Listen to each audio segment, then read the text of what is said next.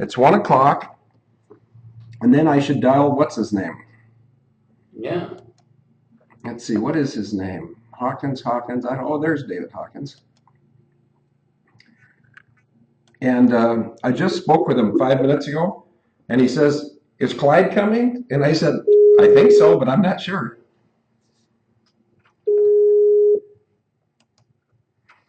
Well? Your Eminence. Let's try that again. Well? Hello, Your Mighty Eminence. Okay. Good afternoon, Your Affluence. Let me get out of this, and I got to get out of Skype and get back to the whatchamacallit. David, you asked me if Pastor Clyde would be here, and he is indeed here. And just since we have such a deserving audience that probably needs to have photographic proof that he's here, I'll put the camera on him, and then why don't you, while the audience looks at Pastor Clyde, why don't you tell me what it is we may want to talk about today? Okay, thank you, and hello, Clyde. And hello, David. This is really intriguing because, as I mentioned to you before, we had a brief telephone conversation before the start of the show field. Something that's been puzzling me for years is the mens rea of the man in the middle attack of 911. Let's stop with middle attack. David, mens rea. What does that mean? Guilty mind? Correct. Okay, go ahead. Proceed. All right, and you don't get a criminal conviction unless there is evidence of a guilty mind behind it. Otherwise, it spirals off into things like accidental manslaughter or whatever. And we have talked about the difference between the civil remedy, which would be damages, where you don't have to prove criminal intent. And my theory has always been that you should go after these mass murders with the civil remedy of getting a fine or whatever, because you have the benefits of discovery. But that's by the by. We know there was a man in the middle attack during a continuity of government exercise on 911 called Global Guardian. And Global Guardian was rehearsed on the 1st and 2nd of June of 2001 with a similar exercise called Amalgam Virgo. My senses feel that those exercises have taken place twice a year since the formation of NORAD, North American Aerospace Defense, with the base in Cheyenne Mountain since the end of the Second World War, around 1947.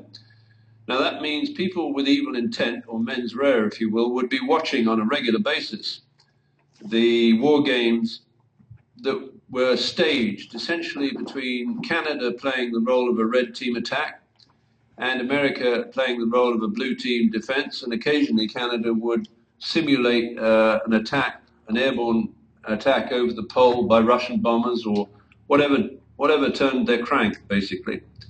Now, if you had evil intent and you wanted to overthrow the government of the United States, you would recognize that these continuity of government exercises between Canada and the United States were a heaven-sent opportunity to get inside the chain of command of those war games and switch well-meaning, perhaps rather naive military commanders on both sides of the 49th parallel into standing down their forces and giving you the opportunity to run the red team, turn it live, and take out significant command centers in the United States of America.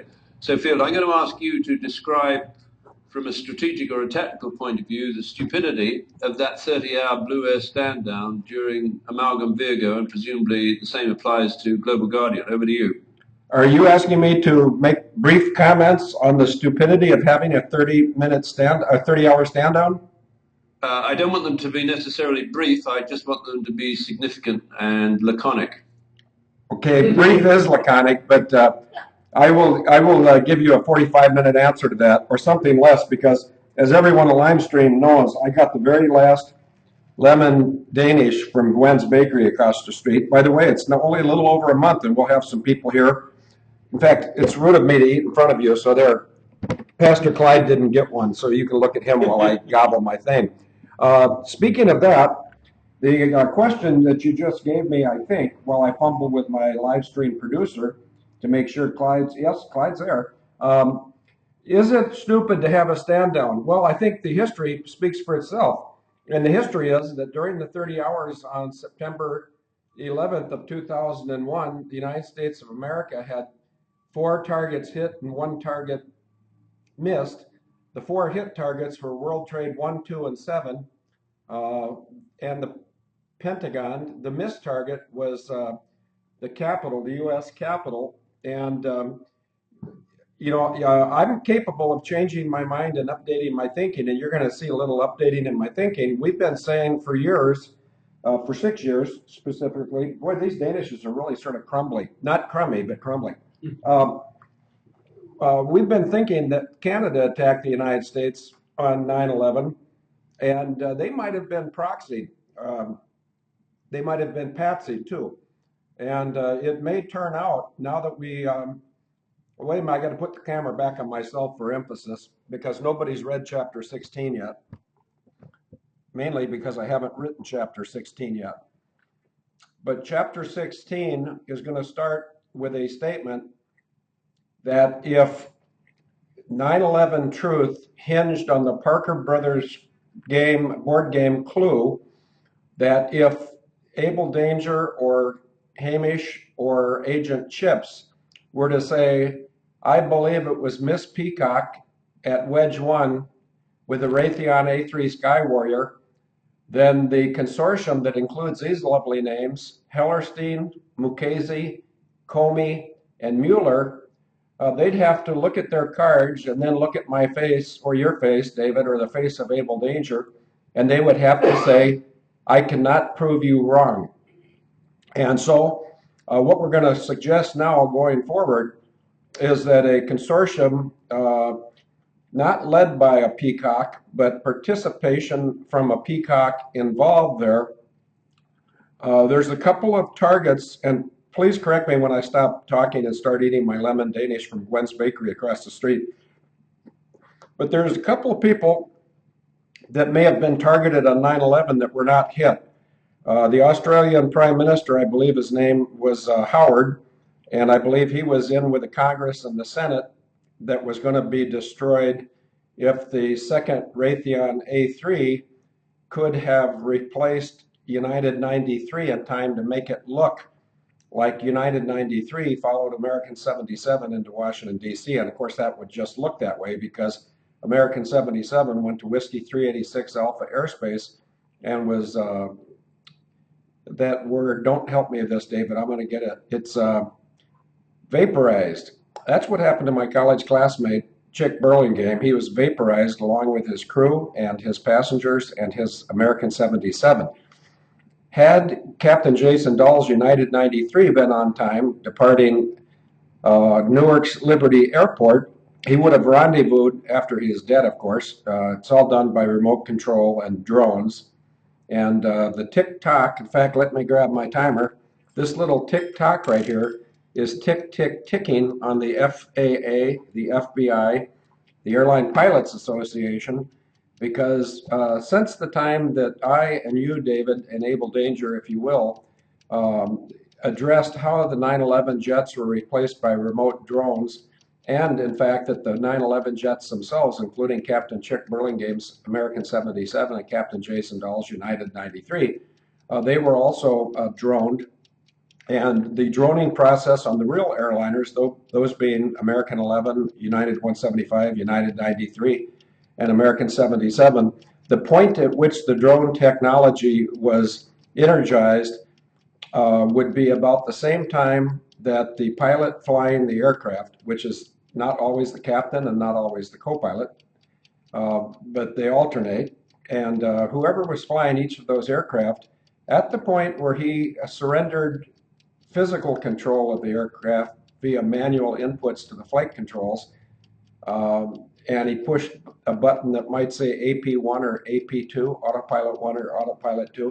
As soon as the autopilot was selected by the human in the cockpit of the 4 real airliners, then real humans outside the cockpit could take remote control of that airliner via the Strangler Suite, which the Strangler Suite is a term that we coined, and in order of appearance, it includes these pieces of hardware. Boeing Uninterruptible Autopilot, QRS-11 gyro chip, emphasis needed that Hillary Rodham Clinton got that at Rose Law from BEI Corporation, but that's a needless sidebar. I don't want to trouble her as she's over right now this minute at the Bilderberger meeting with her beard of William Jefferson Rockefeller.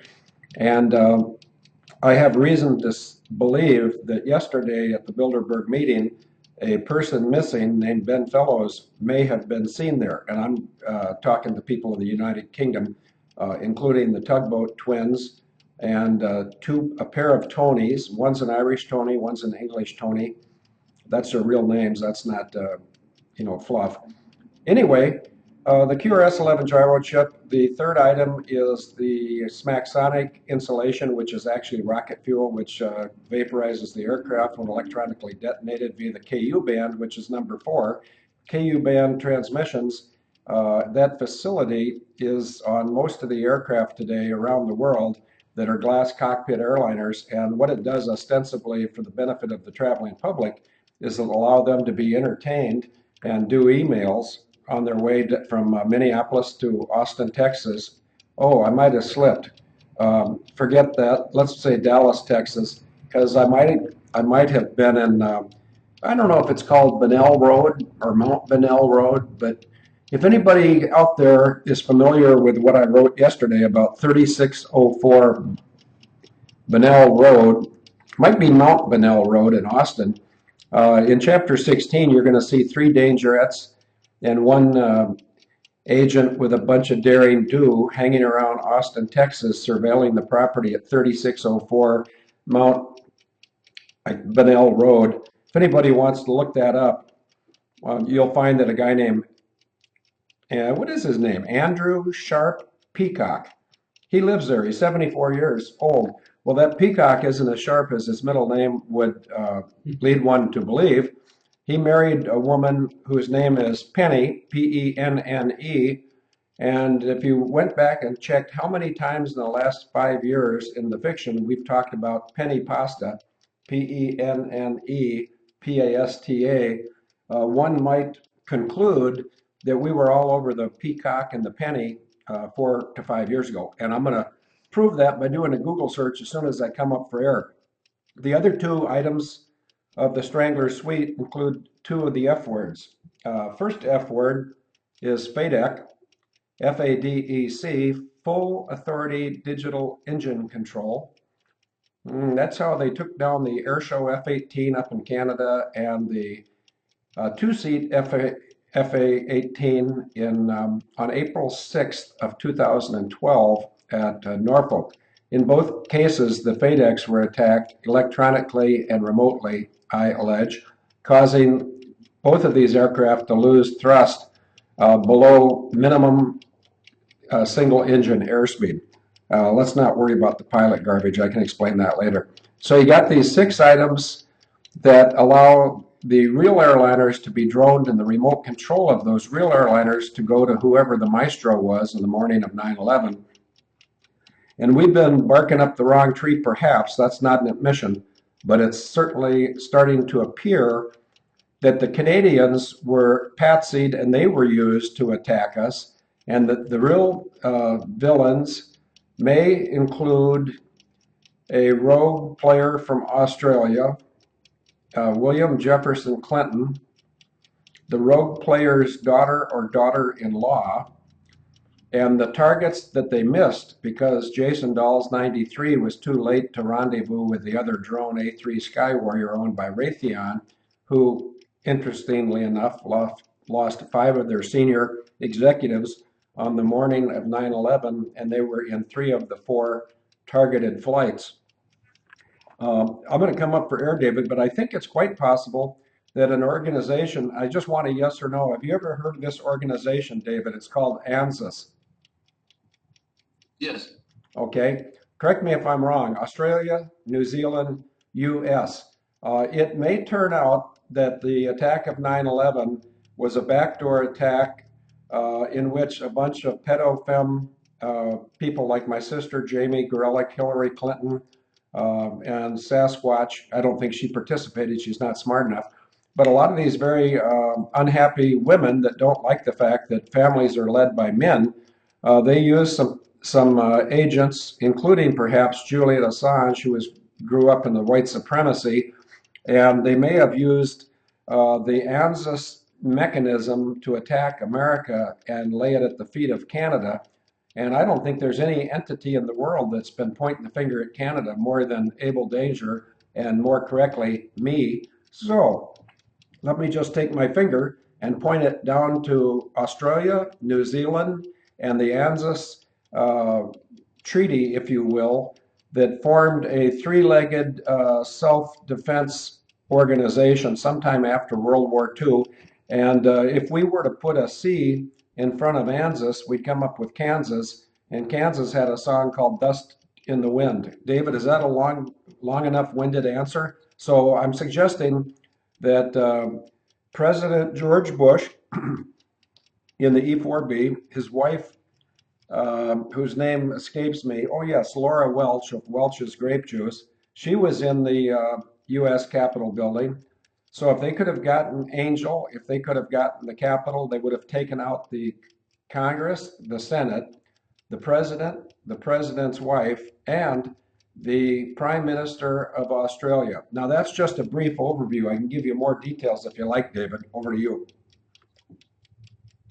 I think consistent with the theory that Abel Danger knows everything, it's perfectly reasonable, and incidentally congratulate you on that delicate mix of the prolix and the laconic. And so sorry, I'm just amusing myself here. Was that amusing with an M, or was it something else?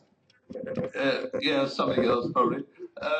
So the intriguing thing is that as far as the enemy is concerned, because they must by now know that Abel Danger hides in cloud-centric crime scene investigations, they don't know whether they succeeded in misleading us in going after the Canadians, or whether they failed because we knew it all the time, and we wanted to lull them into a false sense of security where we went after the Australians. Be that as it may, it's coming to crunch time.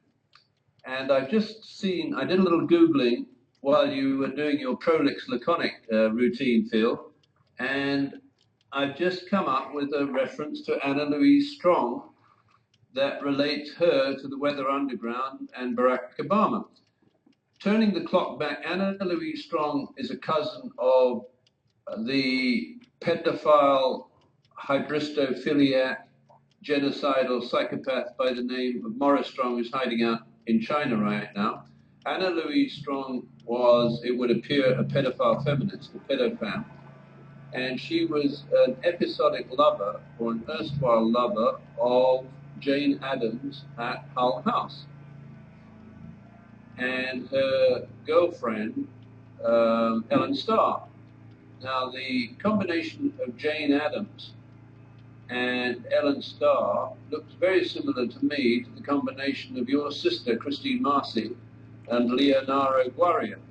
And, for example, their visits to Romania, presumably to avail themselves of the pleasures of the orphanages in Romania after the downfall of, is it Ceausescu? Anyway, that's, I'm sure I don't know the pronunciation of his name right.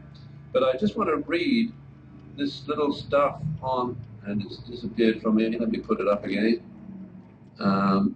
Mike Klonsky, who led the RYM2 faction of the SDS, introduced a letter from Strong, that's Anna Louise Strong, at the June 1969 SDS National Convention, claiming that the Black Panther Party constituted the main force for revolution among American workers, and that everything possible should be done to assist the Panthers in their nationalist struggle.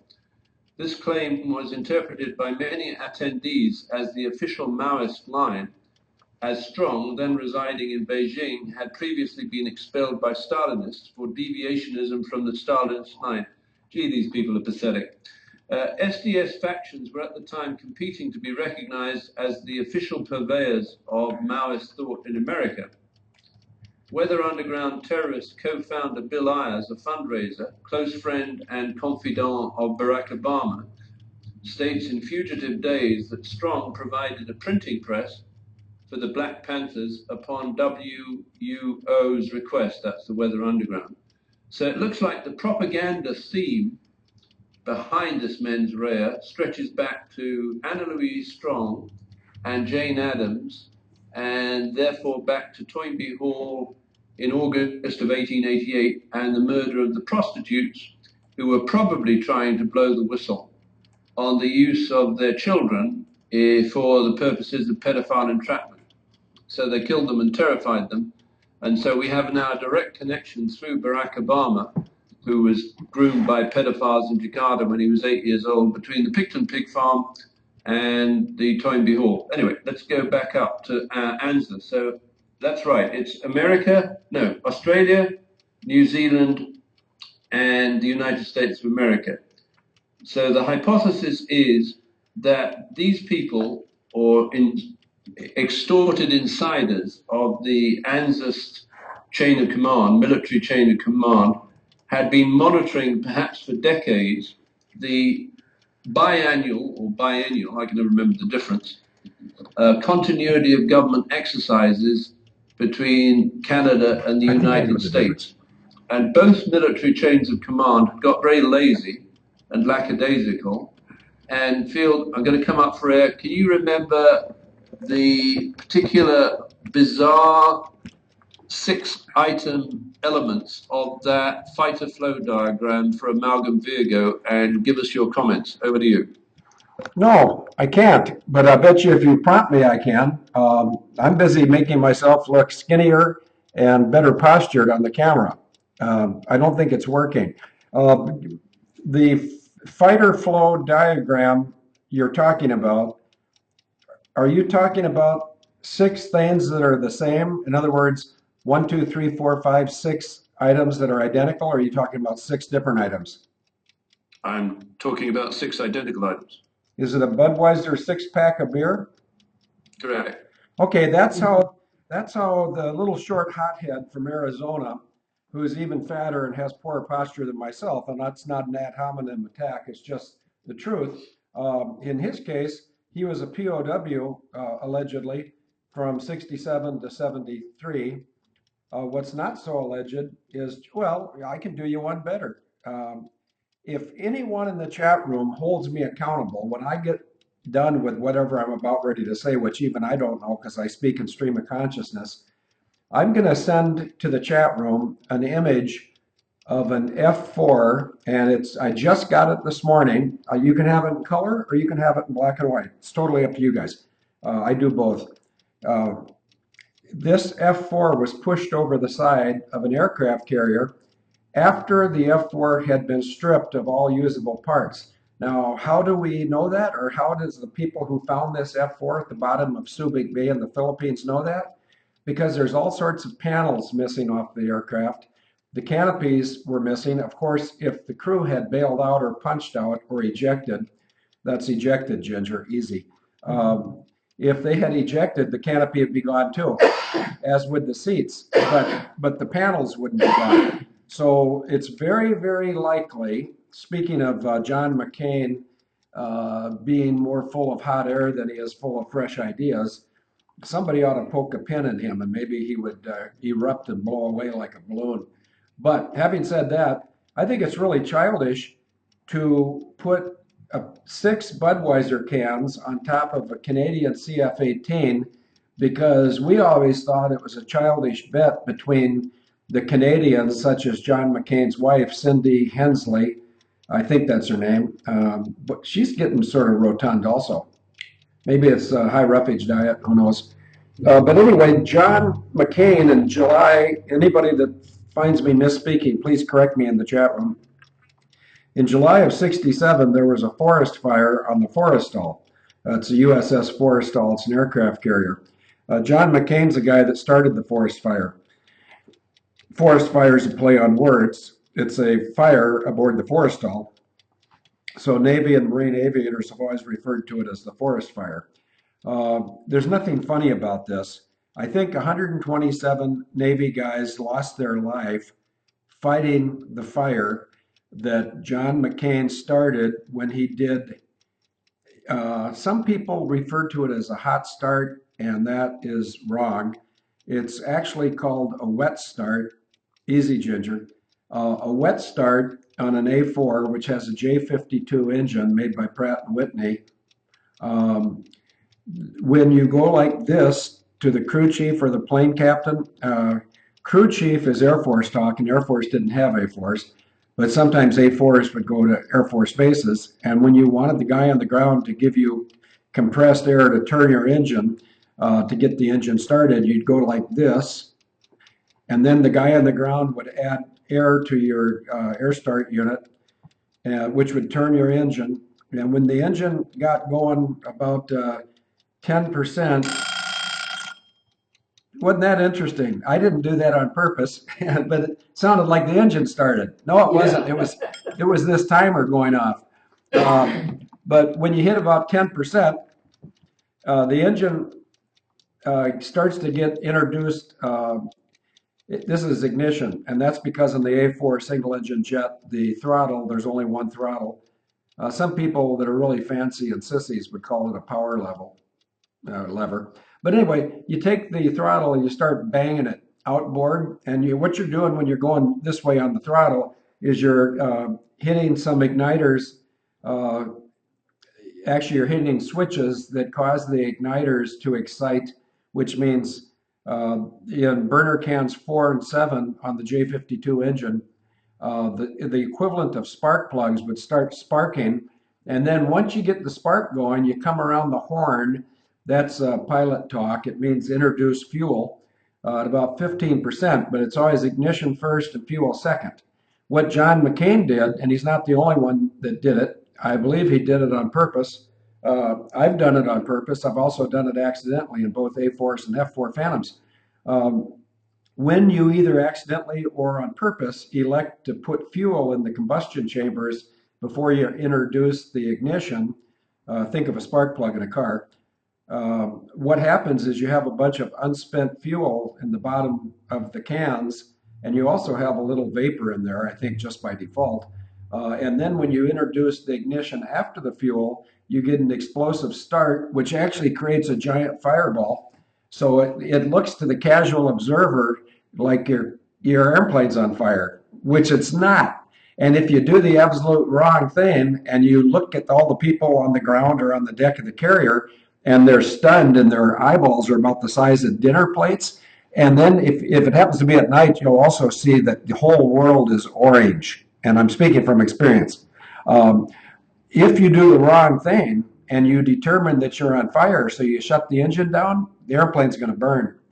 If you do the right thing, only because you have the benefit of somebody older and more experienced telling you what's going on, you just continue the start and you blow the fire out. But it is really impressive. Now, when I saw the world turn orange, it was during a night exercise with F4s in Fargo, and it was probably in the mid-'80s.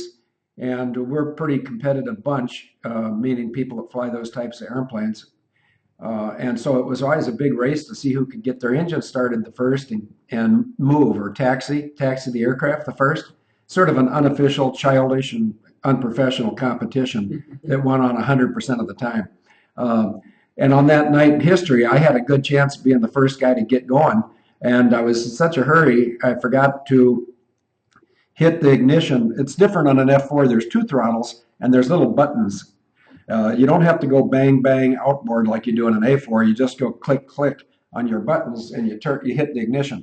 I forgot the ignition part. I got the fuel part. And then when I noticed the engine wasn't starting, then I hit the ignition. And I'm not kidding you, the entire airport, as far as you could see, was bright orange. I knew exactly what I'd done, and I knew that you just keep starting it, the fire will go out, which it did. It did not go out for John McCain in July of 1967, because directly behind him, when he created that fireball, there was an F-4B Phantom that had some Zuni rockets on it, and the Zunis are supposed to be detonated by an electrical signal, but in this case, the fireball was hot enough where it started some of these rockets. It's called cooking off. They started firing forward on their own with no input from the pilot of the F4 behind them. And those rockets did what they're supposed to do. They created damage. And pretty soon the entire deck of the forest fire, or the forest stall, was awash in flames and ammunition going out and humans getting killed. I think it's 127 humans. David, I forgot the question, but why don't you repeat the question? I'll try to give you a laconic answer. Well, it was the 6 Budweiser cans above the time axis fighter flow diagram during that 30-hour blue air period. Yeah, where to me, rightly or wrongly, Field, and I'll get your opinion on that, I think they were taking bets, that is the people involved with the mens rea attack, on how many strategic targets they could knock out during the war game when it went live. Is that plausible? Yeah, they could have gotten 6. 3 World Trade Buildings, 1, 2, and 7, and I'm well aware that 7 was not hit by an aircraft at Jack Mac. The other targets would be the U.S. Capitol, which would take out Mrs. Bush, Prime Minister Howard of Australia, and all the congressmen and senators that couldn't run as fast as John Kerry, who knocked a lady over trying to pass her on the steps as he ran from the danger. Today, that sissy's somewhere in the Middle East stirring the pot. Okay, we got 3 World Trades, Capitol, Pentagon, and so I know what the 6th one is, David. I think you do too. But let's just count 10 potatoes so everybody can come up with the 6th target on their own. 1 potato, 2 potatoes, 10 potatoes. While you're saying that, while you're counting, let me I'm not overriding you, but I'm going to do a teaser. I believe it was the command center for the television, the CTV show, Stargate. Over to you. What did Dick Cheney hear? He heard somebody say Angel is next. What does that mean, David? Well, that means Air Force One, yeah. And who is in Air Force One? That'll be George Bush. So you could have taken out Bush, his wife, the guy from Australia who was not part of the plan, or maybe they were trying to implicate him and make him look like part of the plan. But you would have taken out a whole lot of iconic buildings. You would have taken out the elected villains in our government as opposed to the appointed villains in our government. But that would have opened the door for Hillary Clinton and my sister and the shadow government to go down to Weather Mountain. I think that's what it's called, the underground command post in Virginia. We do know that Dick Cheney was cut out of the loop, whether he was part of the plan or a victim of the plan, who cares? He was on his way to Raven, which was the previous underground continuity of government location that had been replaced by Weather, which is where my sister and Hillary Clinton and their ilk would have headed, in my estimation. But go ahead and hit us with that Stargate thing. Okay, well, so I don't know if anyone in the chat room wants to predict well, this is what I think might have been the 6th target. It was the command center for the fictional series Stargate, a television series where the post-production coordinator would have been the late Deborah Furlong. And the command center for Stargate, and I'll just put it into the chat room if I can. Boom, boom, boom. Let me just get hold of that. Boom, boom, boom. Ah, there it is. Hey, David, you know what? It's Cheyenne Mountain Field. Yeah, Cheyenne Mountain. You're talking about Colorado and the NORAD headquarters. Yeah, well, let's go back to that strategic idea. If it was a corruption of the ANZUS chain of command that had got inside the continuity of government exercise between Canada and the United States, that continuity of government exercise would have been run out of Cheyenne Mountain, where there are a significant number of Canadian and American traitors in that war game, watching the radar inserts and adding or subtracting them. So if you wanted to overthrow the government of the United States and Canada, and for that matter, the ANZUS legitimate governments, why wouldn't you blow up or put a deadly gas using your Stargate alibi into Cheyenne Mountain and kill them all? Over to you, Phil. Yeah, 2 of the ones they'd kill would be Rick Finley and Maurice Burrill. On the morning of 9/11, the Canadians had control of the airspace of North America. The commanding general was a 2-star Army general. That's a foot stomper. Why is an Army general from Canada in charge of the U.S. Air Force? That's an opportunity for me to say 2 things. But let me get my props here, as opposed to jets here. Try to figure this out. Socks, and the Beach Boys. Okay, while you try to figure that out, which is going to be difficult because it doesn't mean anything. Oh, yeah, it does. It means I confused you because during Wednesday's show, I said something about a lock of hair from May of 1951. And just to show that I can remember things from day to day, here's the handwritten note right here. I'll read it to you. I just dropped the card. It says, "This is Field's hair, May 20th, 1951, age 1 year and a half. This is Field's lack of hair on the 7th of June of 2013 at age 63 and a half. But we can all see the lack of hair. But if I can do this, this is 62 years old. If any of you little girls in 1951 thought that was a neat color hair, I would have been just the guy for you. However, that's water over the bridge. You just asked me a question, David. If they were to blow up Cheyenne Mountain, and by the way, you said by the introduction of a noxious gas or a toxic gas, that's exactly what they did. I'm stooping for the card. Ah, success. That's exactly what they did to Chick Burlingame's aircraft, to Jason Dahl's aircraft, and also to American 11 and United 175, thinking that pilots are just a bunch of Beach Boys. The people that did plan this attack and executed this attack, they have absolutely no regard for human life, and that's clearly established by the twin evils of genocide and abortion. These people that want to depopulate the world and they want to depopulate the United States, and they've been doing a good job of it because I lost track at 50 million, but they've aborted 50 million babies in the United States in the last 40 years. Until somebody corrects me, I'll say the goal there is to reduce the indigenous population of the United States of America and replace it with 50 million people from outside the country who come from repressive regimes that will be less likely to engage the government of the United States over their abuses in terms of human rights. I'm not from outside the United States. I was born deep in the heart of Texas, and I would just love nothing more than if some weasel from the United States government shows up in the studio sometime with or without an AR-15. Mine's right over there. Or is it up at my house? Frankly, I forgot. Was it 5 shots or 6? These people that are window dressing positions of authority in the government of the United States, in other words, they're totally inept. They can do nothing other than read a script. Some of them need teleprompters. You can take one look at Janet Napolitano and scratch your head or whatever else you may wish to scratch. The French call it derriere, and that's not the kind of air that's created in Wisconsin when the Holsteins go out and release methane. That's completely different type of derriere.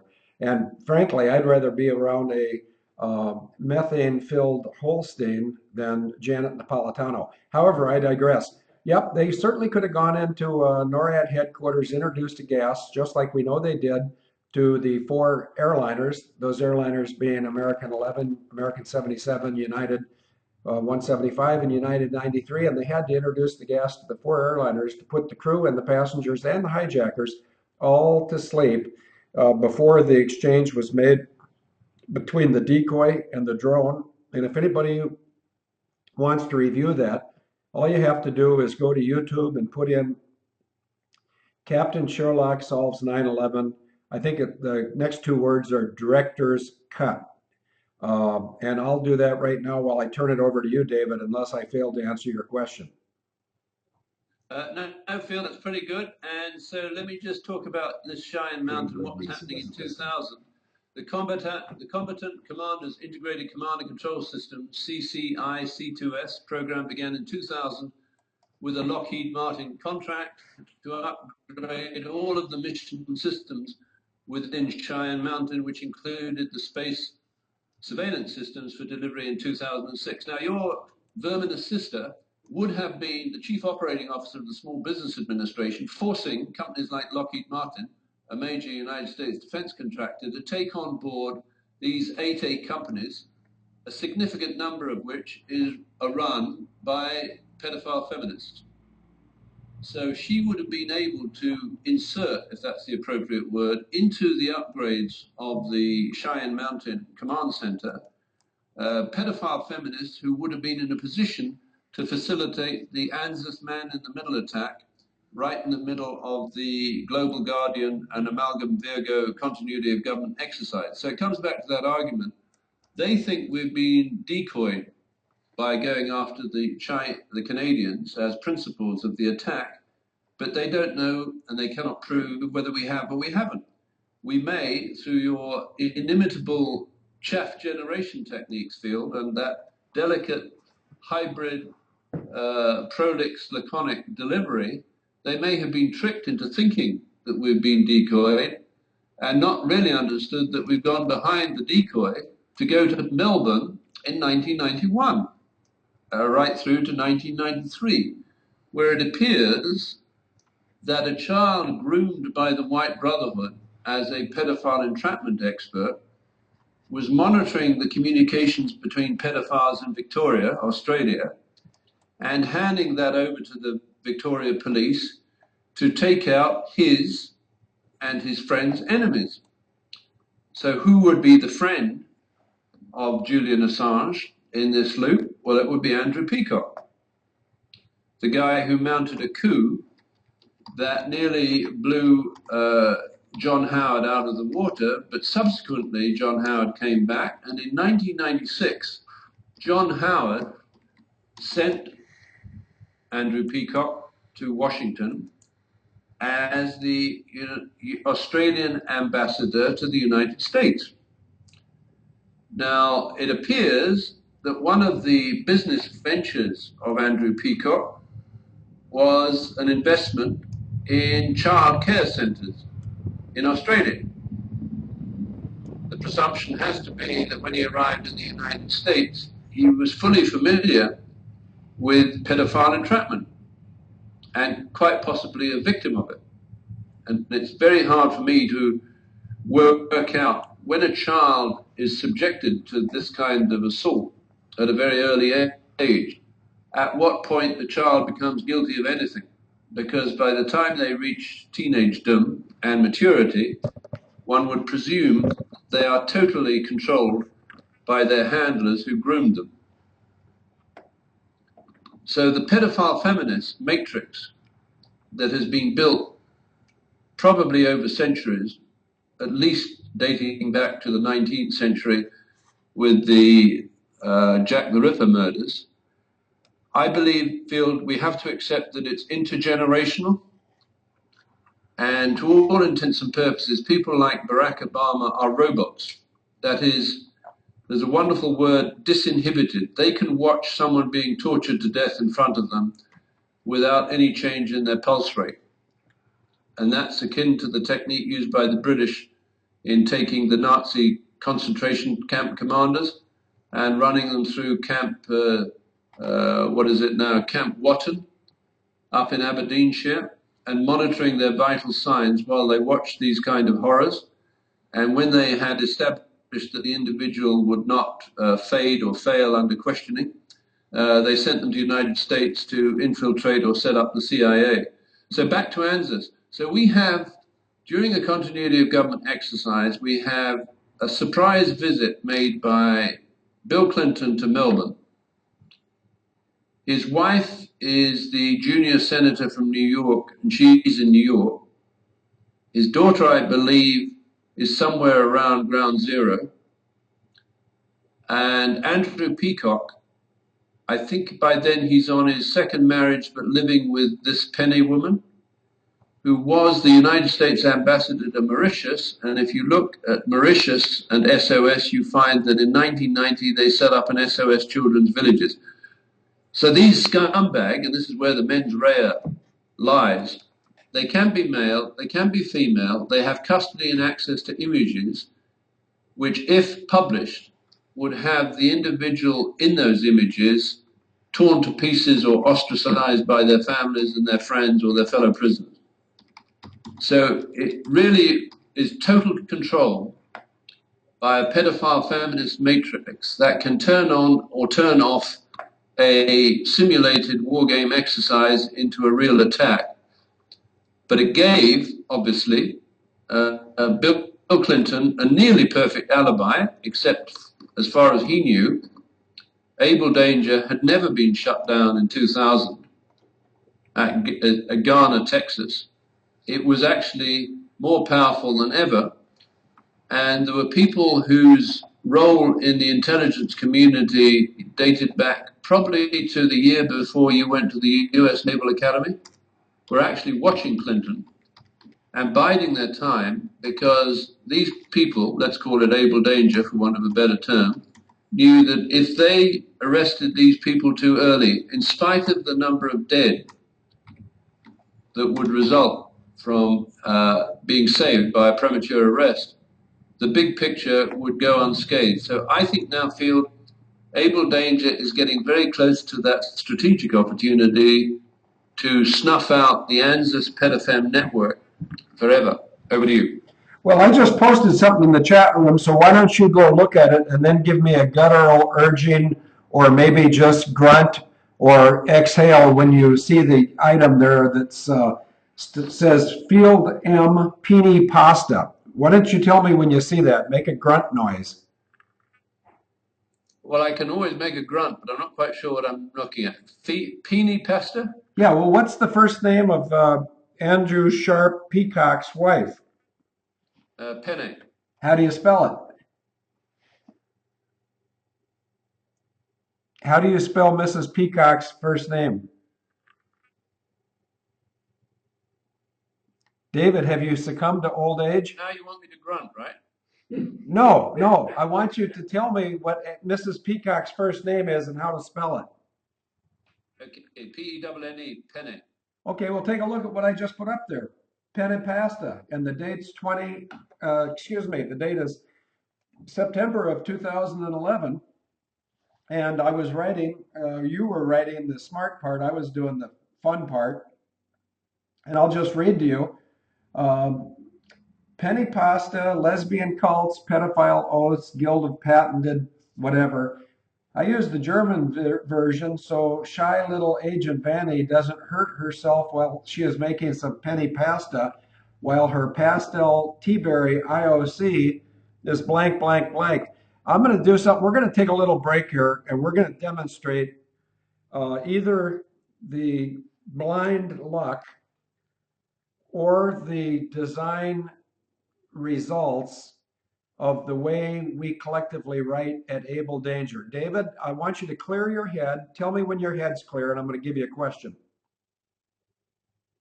Okay, my head is clear. Okay. If anyone out there, including me, I'll do it when I turn it over to you, David, but if anyone out there were to guess how many hits would come up if any of us, including any of them out there, were to put in just three things. If you were to put in IOC, pastel, plus chips, would you expect to see many hits, David? I think so, Field, yes. Yeah, about 1.9 million for IOC, pastel, and chips. What I'm suggesting to you is we're really flooding them. They cannot attack us back, because how are you going to attack 1.9 million versions of anything? So, is that a question? No, it's not really a question. It was, or for you smart guys like you, David, that went to college, it was sort of a hypothetical, parenthetical statement of opinion as opposed to a fact or a question. Rhetorical, I think. Go ahead and correct me. Rhetorical. What did I say? Parenthetical. No, I said hypothetical. But see, we can get all tongue-tied with big snobby words. But I'll stick by the way we opened the show. I believe it was Miss Peacock with the Raytheon. Miss Peacock in Wedge 1 with the Raytheon A3 Sky Warrior, to which Comey, Mueller, Hellerstein, and Mukasey would say, I cannot prove you wrong. I think over the weekend, we'll just cram this someplace and we'll see how they respond to this, that after 6 years of writing, we've switched from the Canadian to the ANZUS, or if you like, Dust in the Wind, Kansas. When I say Kansas, I'm taking ANZUS, which is Australia, New Zealand, the United States, and I'm sticking C for Canada in front of it, because even though Canada was duped, gee, how do you dupe Canada? Well, take a look at Mr. Skyliner, or is it Highliner? No, it's Guyliner. I wonder if Sherlock's here today. She'd know for sure. Let me just go to the campfire chat room and see if Agent Sherlock is here. And she is. Agent Sherlock is my witness that Stephen Harper, the pompous oaf misleading Canada, who has done one thing right. He's canceled the F-35 Lightnings on my advice, I think. I think that's where he got the advice. And I think he's canceled the F-35 Lightning. But if not, they're going to cancel him and put in, what's his name? He's Trudeau, Justin Trudeau. Because they keep putting these totally worthless maggots in charge of governments. Off the top of my head, worthless maggots. Well, I just mentioned two, Harper and Trudeau. Let's throw in a side order of Cameron and Sotero. And notice I did not say Barack Hussein Obama. David, over to you.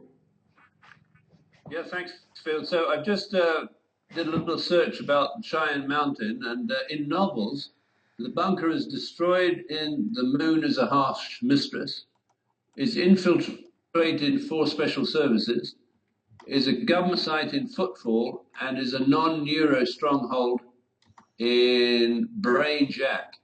In films, War Games 1983 is set partly at the command center, and in Independence Day 1996, aliens destroy the installation.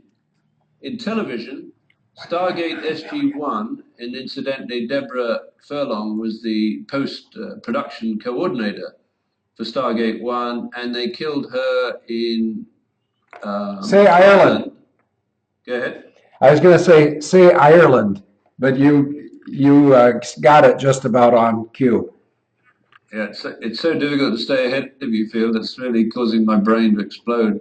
I think you misspoke. I think you said explode meaning shrivel. Right. Stargate SG-1 and Jeremiah series are set partly in the bunker, and in games, Fallout Tactics Brotherhood of Steel 2001 uses the complex for cryogenic stasis after a nuclear war, and Call of Duty Modern Warfare 2 used filmed video of the base. So what we're really hearing here is billions of dollars of taxpayer money has been used to build the Cheyenne Mountain as a stage for anyone who can get access to the right combination of actors and fellows and database can deploy agents inside the base and outside the base so that it appears to be a center of incompetence, but in fact is the platform to launch a man-in-the-middle attack. Because all you need to do, and that's what the public infrastructure developments of McDonnell Detweiler with Entra allowed them to do, is to rearrange the continuity of government authorities and cut out or cut in various elements of the people inside Cheyenne Mountain and Pine Gap in Australia and Menwith Hills in the United Kingdom, and with perfect synchronicity tied back to the Serco clock, time a switch from a red team simulated attack to an online real-time attack to take out 6 strategic targets in the United States of America and overthrow the government. So the 6th, I think we agreed, Field, we have the 3 World Trade Center buildings, the Capitol building, Cheyenne Mountain, and possibly Air Force One. I'm not quite sure of that, but you can imagine that if those 6 targets were gone, then perhaps you and I would not be having this conversation today. And the people behind the proxies, which is this pedophile feminist matrix, the men would be so intimidated they wouldn't stick their weaselly little heads above the parapet, and they'd do exactly what the big mamas would tell them to do. And if you look at Barry Spatero as a human being and a masculine figure, This is not someone you want to be in the front lines with, and certainly not in a foxhole. What do you think, Phil? I wouldn't want to be in a foxhole with him, but I think that he would less rather be in a foxhole with me. And just because I always have to upbraid you when you speak out of lack of information, foxhole is what Army guys fight in, and fighting holes are what Marines fight in. Do you see the difference? I don't. Say foxholes. What was the other word? Yeah, the Army guys use the term foxhole, and Marines use the term fighting hole. In other words, it sort of gives you just a little bit different mindset. I'm betting, and I don't know. In fact, Jack Mack is here. He's the resident military expert today. Jack Mack, do you have the ability to find out which term was first used in the common vernacular? Was it foxhole, which I presume it would have been? They had the trenches in World War I. And then they started getting foxholes, and the Marines, at least in 1971 and 72, and Oliver North, is that his name? Yep, that's his name, was my infantry instructor at Quantico, Virginia. Notice I didn't say the Quantico lab where the FBI creates these things like the Aurora Street Theater, the Cudahy Street Theater, the Newtown Street Theater, the Boston Street Theater, and the Street Theater for the block. I think it's one city block. If Bucky Badgers, he'll correct me, but on the route of the July 4th road race called Peachtree Road Race in Atlanta, Georgia, the about halfway downstream on this this run of whatever length it is, there's a pair of blocks in sequence. The runners will get to Peachtree Battle first, and then the next, at the end of that block, the crossroad is Lindbergh. And Peachtree and Battle might be appropriate if a Pelindaba nuke is there. And part of the plan for the New World Order, did I say order? Yes, I did. The New World Order, part of their plan is to have a capital for the Eastern North America, meaning Eastern Canada and Eastern U.S., in Atlanta, Georgia, and the Western capital of Western Canada and Western U.S. would be in Denver. So who knows what might happen on the 4th of July involving Atlanta, Georgia. But we're in a pretty good position here, David, because over a month ago, I said to the FBI and to FOB analysts, I'm going to titillate our group. For the Abel Danger agents and dangerettes who really pay attention to us closely, is there a single one of you out there that has seen the address and emails FOB analyst? And this isn't a challenge, and it's not me trying to demonstrate anything other than the remarkable skills of certain of our agents. I'll give you 1, 2, 3, 4 off the top of my head that really pay attention and really get the nitnoid details. Craig Peterson, who's AWOL, Ginger Cookie, who showed up late, Sherlock Atomic Betty, who showed up on time, and Jack Mack, who showed up on time. Those are the 4 people that seem to read what we write with more comprehension for useless details. Have any of you 4, have you ever seen an email address from me to anyone that goes to FOB? I'll leave it at that, David, and I'll just summarize by saying that there's 3 locations around Yellowstone where there may be nuclear devices planted underground. And if anybody wants any of those 3 locations identified, just remind me and I'll put it in chapter 16. Are you moving again, David? You don't have my permission to move. Sit. Oh, sorry, I'm unmuted. Yeah, it's okay. I'm just kidding, because we're a live show and we're going to be done pretty soon because it's Friday and we quit early on Fridays. But some of the places that they may have some explosive devices pre-rigged would be 3 locations nearby to Yellowstone, 1 location near Luke Air Force Base. Luke Air Force Base, apparently, it's, by the way, that's in Phoenix. If you're not familiar with it, it's named for the World War I aviator named Frank Luke, to which other guys in his unit would say, shoot him, Luke. And Frank Luke shot down a lot of things. Many were airplanes, but I think he also shot down a bunch of balloons. That goes back to, I said we should stick a pin in McCain and see if he blows off.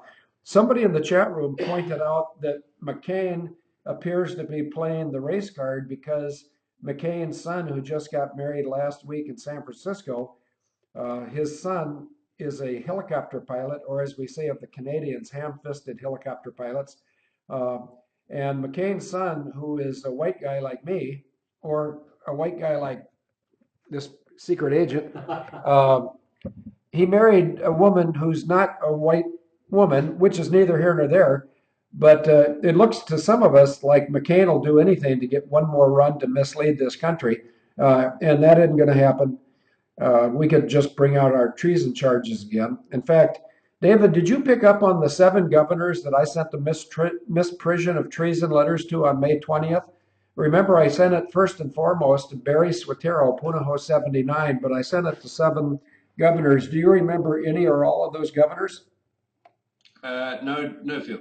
Okay, the ones I sent it to because I thought they might be good guys were Governor LePage of Maine, Governor Phelan of Oklahoma, Governor Brewer of Arizona, Governor Scott Walker of Wisconsin, and Governor Rick Perry of Texas. I also sent it to 2 other governors, Jack Dalrymple of North Dakota and Mark Dayton. Now, anyone who's not familiar with Mark Dayton ought to Google this person, apparently a person, complete idiot. Anyway, he's in charge of Minnesota. The reason I sent these to North Dakota, Minnesota is because when on the 6th of April of 2008 I filed treason charges on McCain, I sent it to the governor's office in North Dakota, Minnesota, and this is called doing a TF on him. And notice I didn't say trick F. I didn't say that. I said TF. As we sort of TF the governors now because we can rightfully, honestly, and appropriately say that the states of Minnesota and North Dakota did not respond to treason charges on the 6th of April of 2008. And those treason charges, which some of you, I doubt if anybody in our group thinks they're trivial, but there are people out there who think there's no merit to the trivia charges. So what? The people that got the treason charges do not have the latitude to dismiss them. They have to send them up the food chain.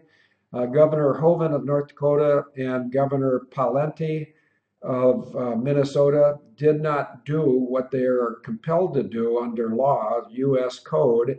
And so those 2 people are guilty of misprision of treason, and that's a real TF on them.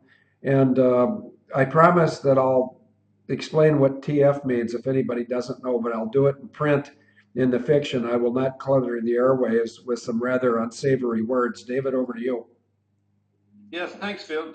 So your post to the Texas governor, I think, is interesting because now we have Andrew Peacock living in Austin, Texas, with evidence that he conspired with Bill Clinton to set up the ANZUS man-in-the-middle attack on the continuity of government exercise Global Guardian on 9/11, where they used the Nortel joint automated booking system to deploy felons and actors within the war game and create the impression for the American viewers of the box that this was an attack by some bearded guy out of Afghanistan in a cave with some walkie-talkies.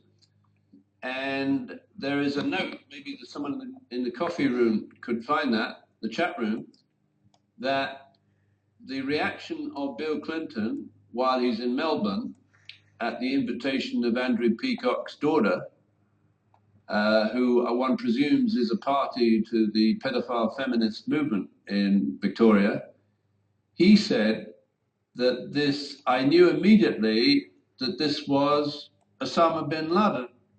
Well, Phil, where else did we hear that someone knew instantly that this was the bin Laden group? Over to you. Well, first of all, I wasn't paying attention, so you tell me who the guy you're talking about is, and then I will tell you who the other guy is. Well, Alexander Haig. Well, you're cheating. That's my answer. I thought you had some, just because it's Friday doesn't mean you have to act like a complete nincompoop. I know Alexander Haig said it, but the way you coached the question, or is it couched? Let me find out. Let's look at the couch.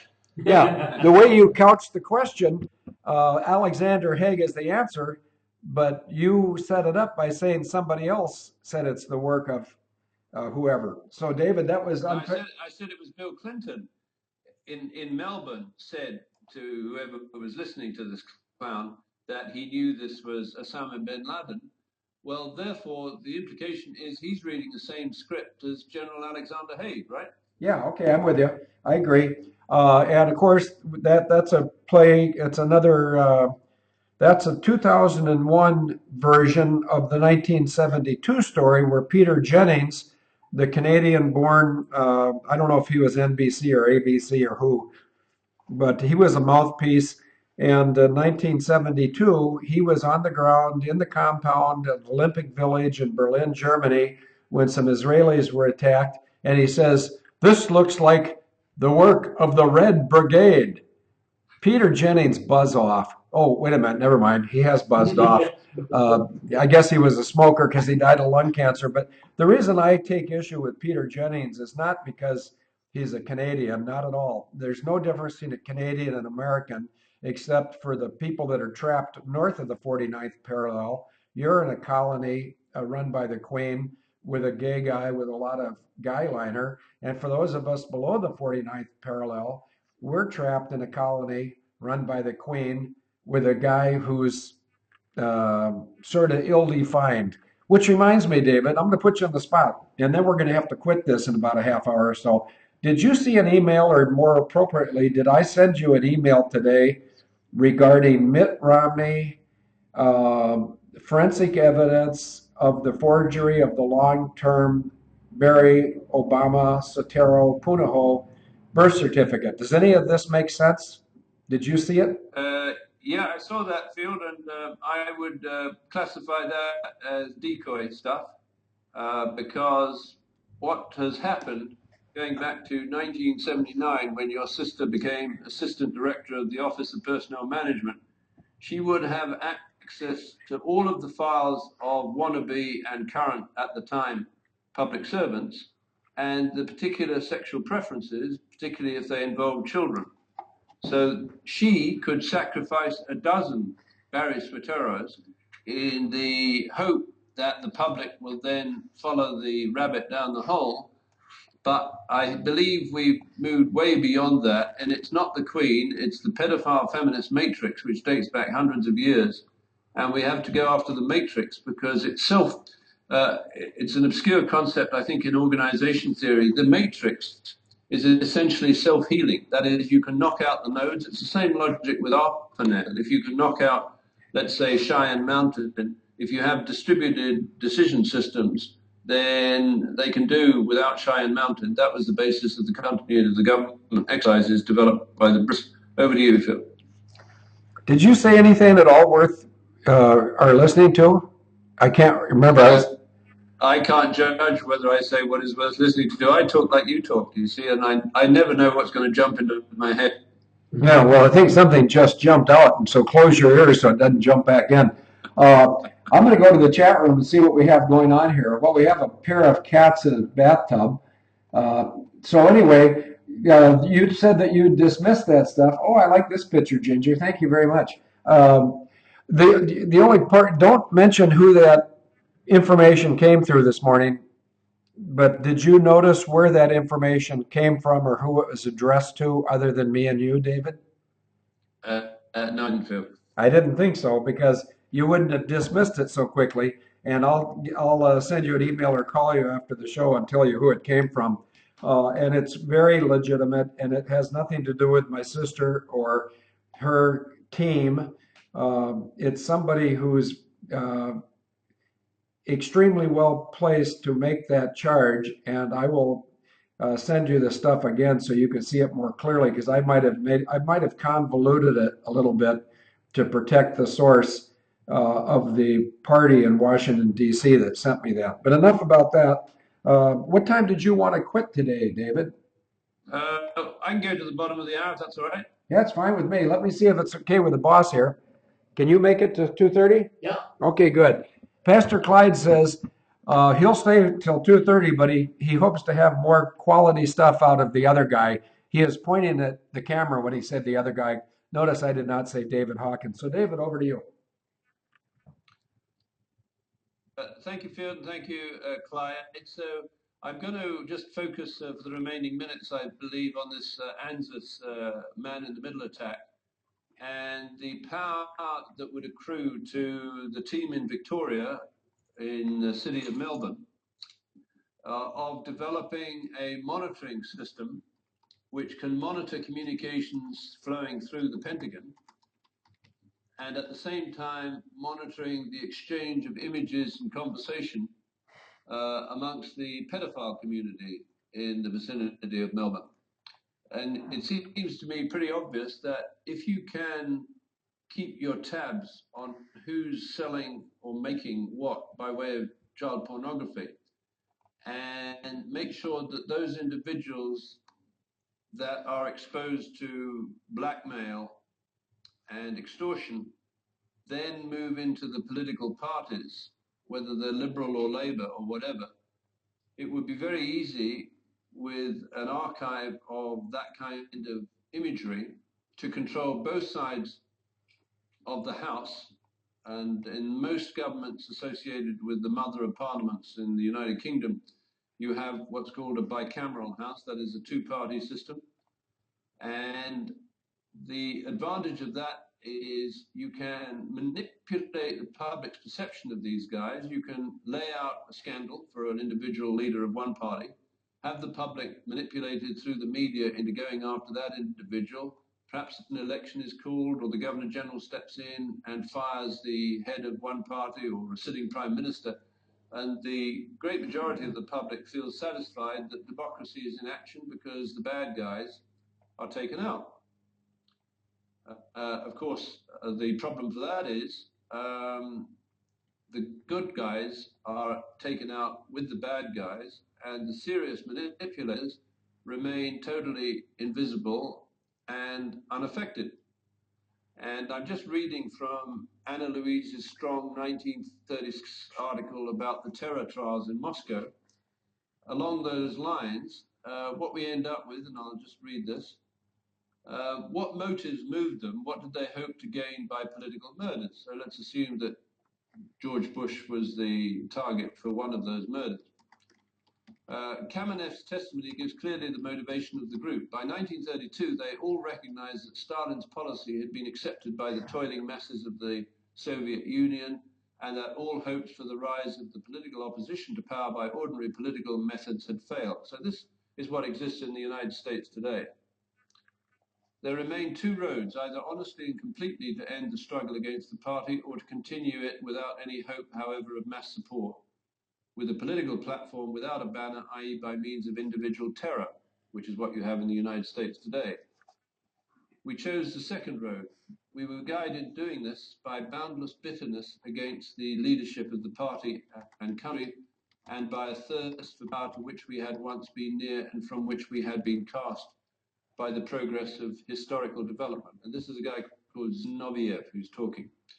So these women, I believe their bitterness is so deep, they can't even recognize that it's been planted.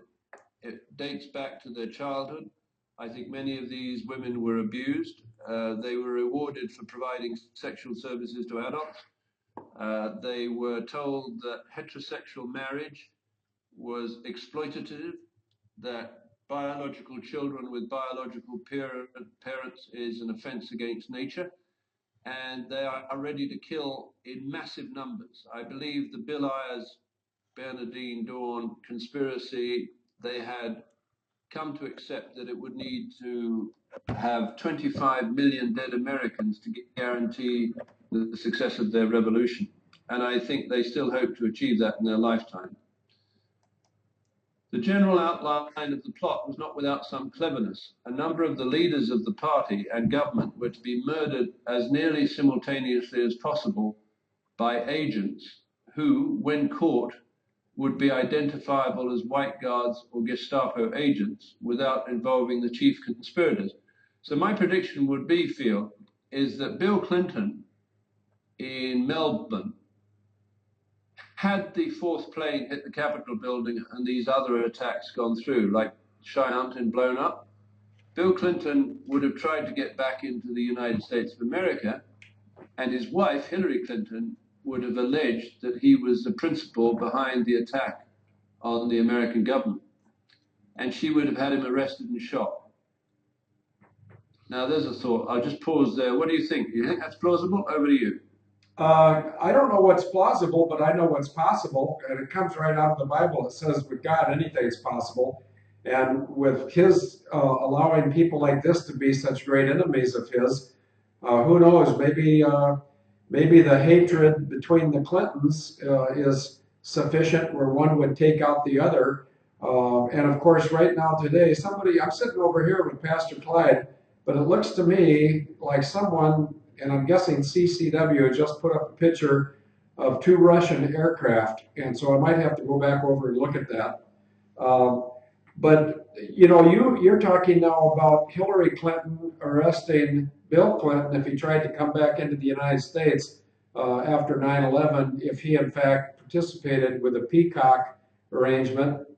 And that is going to be the main thrust. I say again thrust in case Ginger Cookie's here, but the main thrust of Chapter 16, of course, it can change in a heartbeat with some stuff coming out of the Bilderberg group. Oh, for Agent Bean, I know that Craig Peterson's sleeping right now, but when he wakes up, if you could tell him that I spoke with the guy who shot the video in Texas, and I expect to have it on Sunday. And so I might, unless I get word that it's going to be later than Sunday, I might shoot for putting up Chapter 16 on Sunday night. But Chapter 16 is going to be concerning what's going on in the Bilderbergs. Because just like David asked if it's plausible that one Clinton could take out another, yeah, they probably hate each other as much as any pair of beards on the earth.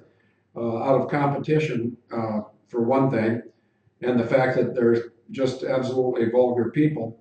Another place where you could have had family member against family member would have been on the 22nd of April of 2004, when Serial 1 and Serial 2 got separated because one of the Serial Humvees was corrupted so that it wouldn't run.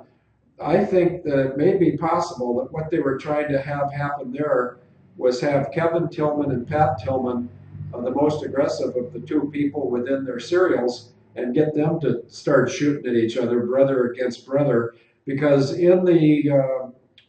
it's been over 50 years, and the reason I say it, there's a reason why I said that. It's been more than 50 years that the consortium of pedo-fem wannabes have been trying to humiliate and emasculate the United States military. When I say 50 years, would someone please find out what year the movie A Gathering of Eagles was produced? And I'm thinking it's 1963, which would be 50 years ago. And The Gathering of Eagles, the male lead was, what's his name? The guy that was the closet homosexual. Oh yes, I know, Rock Hudson. And he played the wing commander of a B-52 wing, or Strategic Air Command wing. And that was the first role that I am aware of where they have tried to humiliate the military might of the United States of America. And of course, it was shortly thereafter that they escalated the war in Vietnam, which also made it look like the United States of America couldn't win a war. Actually, the military could. It's our government that couldn't or didn't have the stomach to do it. Fortunately, we have some military leaders around, and I'll name 2 of them, although I don't know if either have been seen lately. General Ham and Admiral Gowett. On the evening, of September 11 of 2012, when Hillary Clinton refused to answer the call, and when Barry Swatero, Punho 79, was in the throes of some type of a intimate moment with Reggie Love and didn't want to be disturbed, so he couldn't answer the call. But when the call came from Benghazi that we're under attack, we need some help, General Ham of AFRICOM was willing to send a package. Admiral Gowett, who had the floating assets in the Mediterranean, was willing to send a package. Both of those military leaders were blocked in their attempts to support the Americans, those Americans being Sean Smith and Christopher Stevens. But two people that didn't get the word that no response was allowed were former SEALs Glenn Doherty and Tyrone Woods.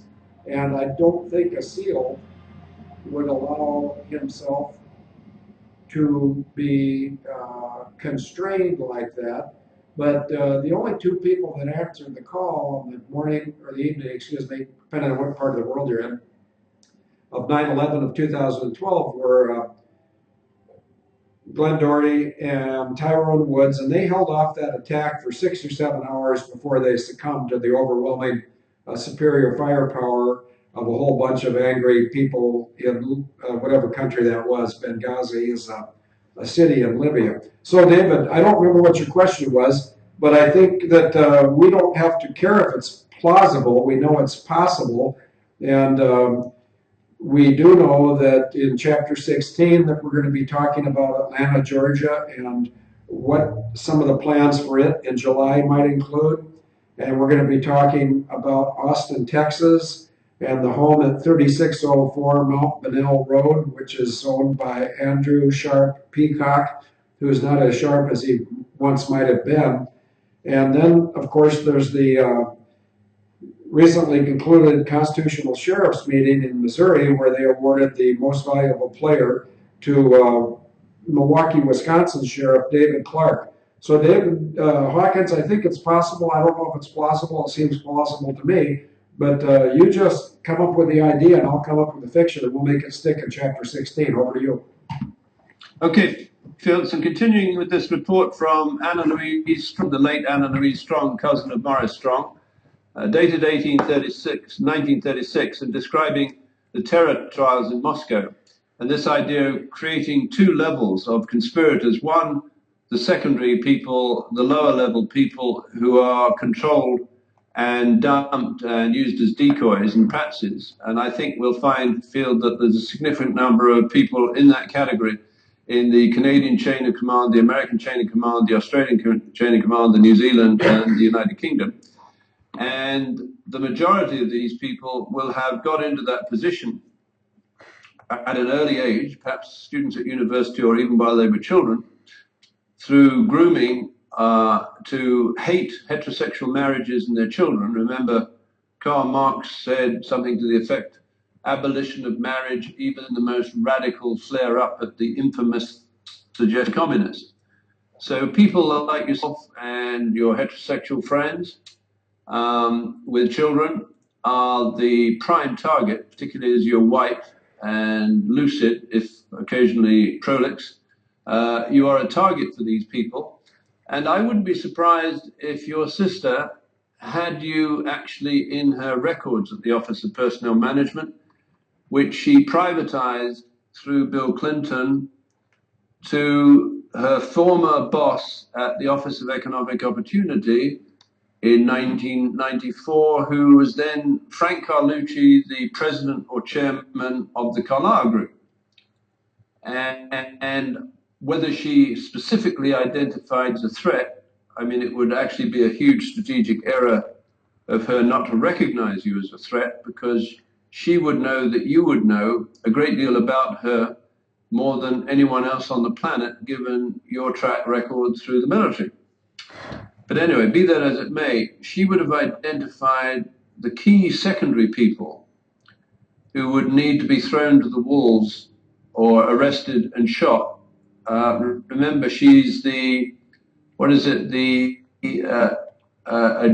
not a judge, but she's a member of the United States Military Court of Appeals, which is the highest court in existence in the United States, given that the Department of Justice has become a dysfunctional battleground for pedophile feminists. She would have been in a position to take people like you, put them into the court, and really managed or staged the kinds of trials which Anna Louise Strong was describing in Moscow in 1936. So a whole bunch of good Americans, I think, would have been taken out and shot or set up. And of course, she would have had a wonderful opportunity during that war game, because very few people on the inside would have understood how that war game got switched from a simulation exercise between Canada and the United States into a live fire exercise driven by the ANZUS group through a man-in-the-middle attack. So she could have shot a lot of people and had total support by the public in the United States, in Canada, the United Kingdom, and Australia. So I'll just carry on with this article. A panic within the party would thus, it was thought, be created, during which the upper conspirators, relying on their past reputations, would call for a rallying of all forces into a new and wider unity. In this unity, with the old leaders dead, the conspirators would gain chief places. So I guess what I'm saying here, Field, is the New World Order is a pedophile feminist matrix which owes no loyalty to the national state, but owes total loyalty to each other, because they know if the conspiracy and the understanding of the archiving of these pedophile snuff films was ever exposed, they would probably last no longer than 24 hours. And their departure of this planet would be very painful and humiliating. One of them, and I'm back to the article by Anna Louise Strong, Bakayev, was slated to be new chief of the GPU, which I think is the equivalent of the modern KGB or whatever they call it now. GRU. Okay, back then in this article she calls it the GPU, so maybe someone could check in the chat room what that acronym stands for. In which capacity he would make short work of the lesser agents who had done the actual murder, leaving the chief conspirators untarnished even in reputation. So it's 1227. I think the idea of a pedophile feminist matrix controlling the ANZUS chain of command to set up a man-in-the-middle attack on the United States of America to overthrow the government on 9/11, I think that's pretty simple to understand, get your head around. Field, I'm just going to ask you to test your memory and remind the audience who the four women and who the four men are, and let's go after them. Over to you. I wish you wouldn't do this to me, but the four women, because ladies first, especially when it comes to guillotines, gallows, blindfolds, and cigarettes, would be Jamie Gorelick, Janet Reno, who's going to be replaced by Hillary Clinton due to her fragile health, Frances Hakey, Kristine, Marcy, and I'll stop there and say that was I close on the four women before I get the four guys. Well, I think we would go, this would be an alternative suggestion. We'd put your sister at the top because of the intimacy of your connection to her, i.e. you know better than her what she's thinking. And then I would suggest Jamie Gorelick as second, because she's a director of Amazon with access to the Internet Movie Database, and over 5 million personalities and 2.5 million scripts. And then Janet Reno, who we'll probably find is syphilitic and gaga. And then down at the bottom, where I think she belongs, both physically and spiritually, Hillary Clinton. Now, Francie Hakes was hired to work as within the Assistant Deputy Attorney General, or the Deputy Attorney General's office, to monitor the movement of the pedophile movies for extortion. So we'll forget about her for the moment. So that would be my suggestion for the four women in that order. Over to you for the four men, Phil. Okay, I didn't realize it was supposed to be in any particular order. Here's some of the four men. Francis X. Taylor, a guy I call Fig Leaf Gucci. I think his real name is Figliucci.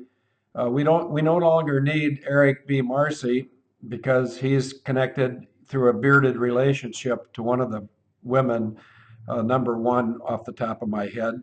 That leaves James Comey, and James Comey is the incoming FBI director who came from the Southeast District of New York State Court, and that's the district that Michael Mukasey also came from. It's the district that has a judge named Hellerstein.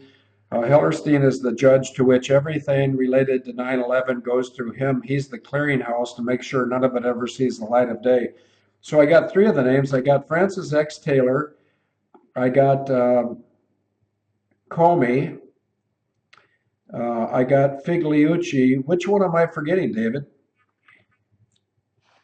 We should put in Andrew Peacock.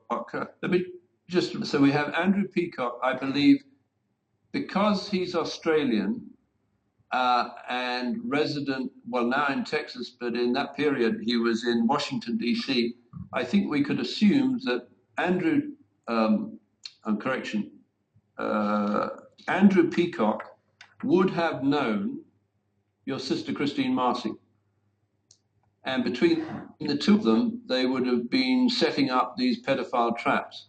I think the bottom of all men, basically to get that octopus connection, would be Bill Clinton. So we put Bill Clinton at the bottom of the men, we put Hillary Clinton at the bottom of the women, and therefore we have 8 people, one of them being an Australian, who would have been intimate with the kinds of techniques used by Julian Assange to subvert the pedophile community and the police in Victoria, which was Victoria, Australia, which would have been the basis for the Anzus man in the middle of the attack. So how about that, Phil? Yeah, that sounds good. I think I can remember that for chapter 16. What do you think about having Mensa-Max put up the big red button? Yeah, I think it's time. Okay, Mensa-Max, if you're still here, and I'll check, would you please put up the big red button and give me a 3, 2, 1, push it? And while we're waiting for Mensa-Max to do that, I'll say that the GPU is the graphics processing unit. That may be of what you were talking about, David. The GRU is the former KGB. And GRU, just to show you that I do have the ability to think on my derriere, the GRU responded in less than 48 hours when I wrote a letter to the military attaché of Russia concerning how the Sukhoi Superjet was taken down on the 11th of May. I think that's the date. We could always check. Could have been the 9th of May of 2012.